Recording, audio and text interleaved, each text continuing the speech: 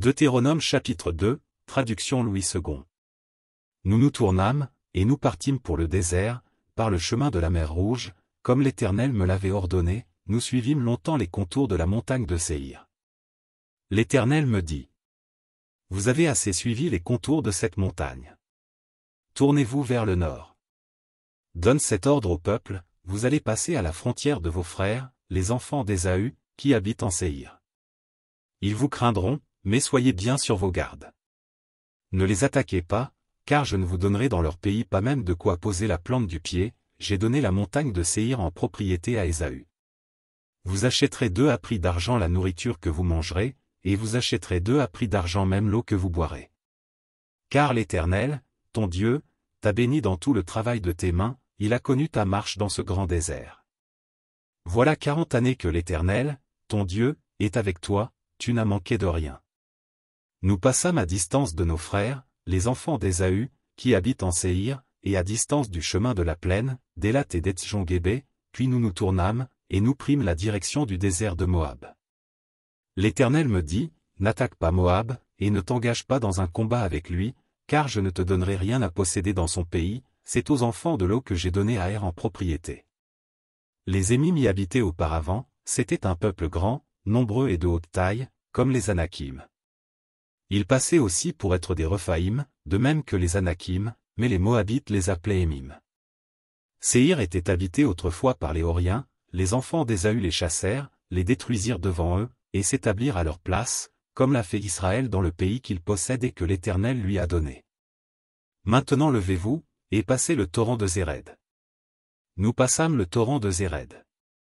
Le temps que durèrent nos marches de Kadès-Barnéa au passage du torrent de Zéred fut de 38 ans, jusqu'à ce que toute la génération des hommes de guerre eût disparu du milieu du camp, comme l'Éternel le leur avait juré.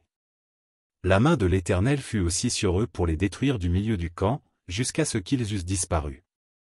Lorsque tous les hommes de guerre eurent disparu par la mort du milieu du peuple, l'Éternel me parla, et dit: Tu passeras aujourd'hui la frontière de Moab, à Er. Et tu approcheras des enfants d'Ammon.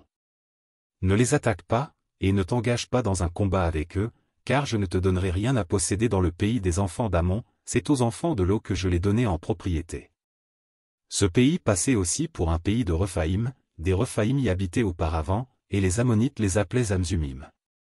C'était un peuple grand, nombreux et de haute taille, comme les Anakim.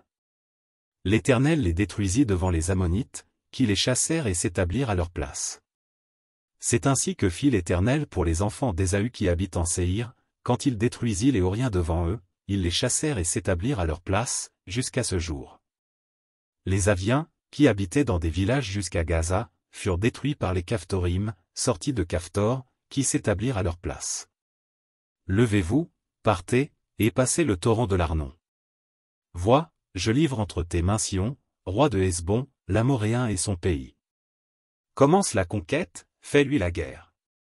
Je vais répandre dès aujourd'hui la frayeur et la crainte de toi sur tous les peuples qui sont sous le ciel, et, au bruit de ta renommée, ils trembleront et seront saisis d'angoisse à cause de toi.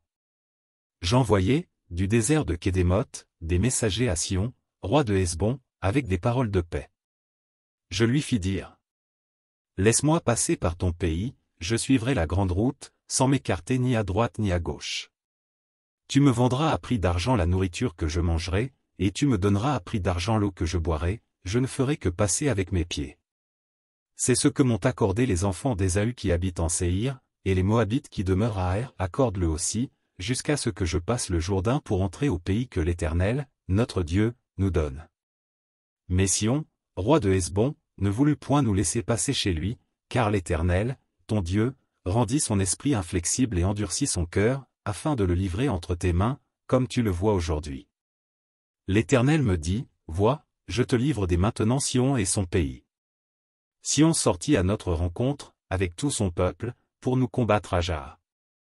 L'Éternel, notre Dieu, nous le livra, et nous le bâtîmes, lui et ses fils, et tout son peuple.